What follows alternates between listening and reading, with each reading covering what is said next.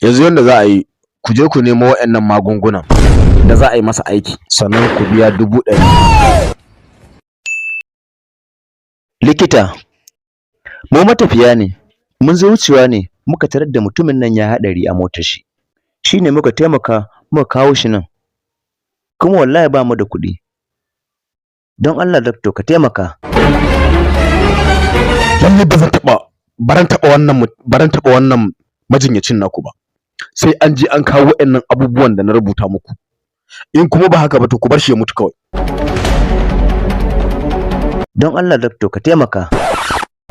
Sai an je an kawo waɗannan abubuwan da na rubuta muku.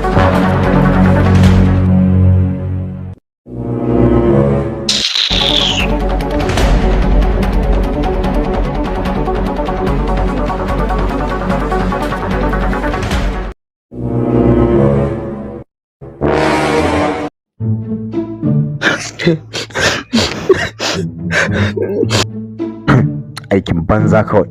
Bari in kira dadi in ji ko ya sauka lafiya.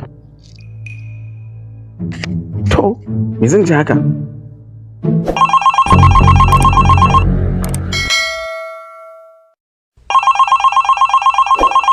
To, me zan ji haka?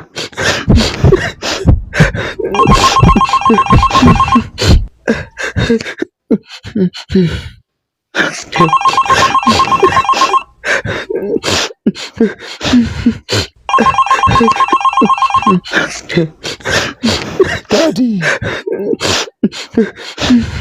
Daddy.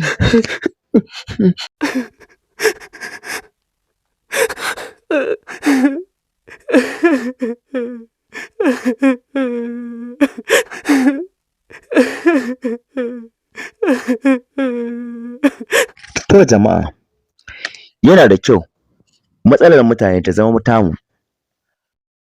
Haƙiƙa shi taimako baya faɗuwa ƙasa banza. Ga duk wanda ya yi shi, sakayyar shi tana gurin Allah subhanahu wata'ala. Ku yi amfani da lokacinku, dukiyarku, ƙarfinku don taimakon junanku ko don gyaran gobenku. Allah ya sa mu dace duniya da lahira.